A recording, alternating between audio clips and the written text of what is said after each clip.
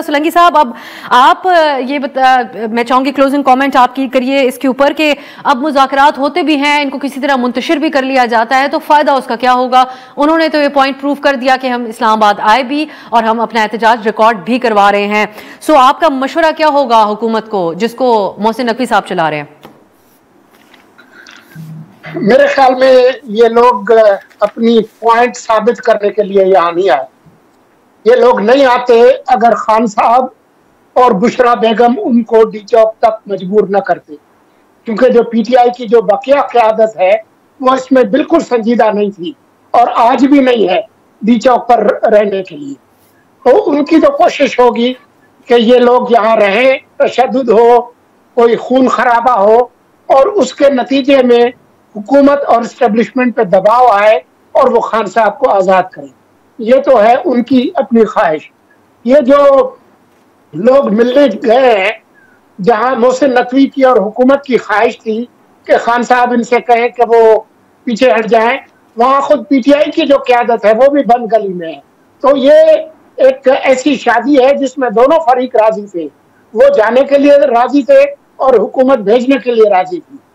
जो बुनियादी इनके जो मुतालबात हैं, जो कि गुरमानी साहब ने कहा कि ये हो सकते हैं, मुझे उनके कामयाबी के कोई इम्कानात नजर नहीं आते।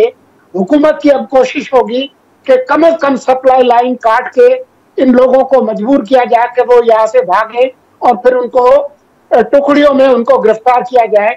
और मेरा ख्याल ये है कि जब भी इनको टाइम मिलेगा वो बुशरा बेगम को गिरफ्तार करेंगे। जो वजीर आला है वो एक यरगमाली है, वो बुशरा बेगम और इमरान खान के हाथ में यरगमाल है। वो मजबूर है वहां रहने के लिए, बिल्कुल उसी तरह से जैसे खैबर पख्तूनख्वा की हुकूमत इस वक्त इमरान खान और बुशरा बेगम के हाथों में यरगमाल है। वो यरगमाल करने आए हैं इस्लामाबाद को, लेकिन खुद वजीर आला भी यरगमाल है। क्विक कमेंट नादिया, अब चंद सेकंड्स ही है मेरे पास, लेकिन मैं जरूर चाहूंगी कि एक कलेक्टिव जो सोलंकी साहब बात कर रहे हैं, हुकूमत की तरफ से इसी किस्म की बात की जाती है जहां हमें अंडर एस्टिमेट करते हुए नजर आते हैं इस फैक्टर को कि पीटीआई एक सियासी पावर भी है, हर चीज को प्लांटेड नजर से देखा जा रहा है कि सब कुछ जबरदस्ती लोगों को बाहर निकाला गया है। आप समझते हैं इस हकीकत को तस्लीम करें, ये एक स्टार्टिंग पॉइंट हो सकता है इस मामले को रिजॉल्व करने के हवाले से कि ये एक पोलिटिकल फोर्स है और ये इनके कारकुनान है जिनके जज्बात पार्टी के साथ मुंसलिक हैं?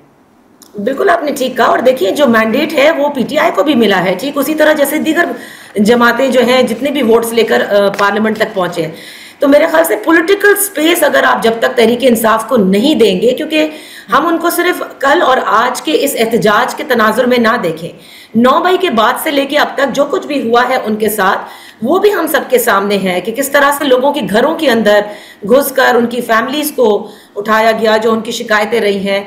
माजी में जब वो एहतजाज करना चाहते हैं, यानी अगर जलसा भी करना चाहते हैं, तो किस तरह के जलसे उनको दिए गए, फिर एक केस से निकलते हैं दूसरे केस में उनको बुक कर लिया जाता है। तो जब तक आप उनको एक पॉलिटिकल स्पेस नहीं देते टू फंक्शन प्रॉपरली, तो फिर इस तरह से तो आप जब तक किसी भी जमात को आप दबाएंगे, उनको दीवार से लगाएंगे, तो फिर यही सब कुछ होगा जो हमें नजर आ रहा है।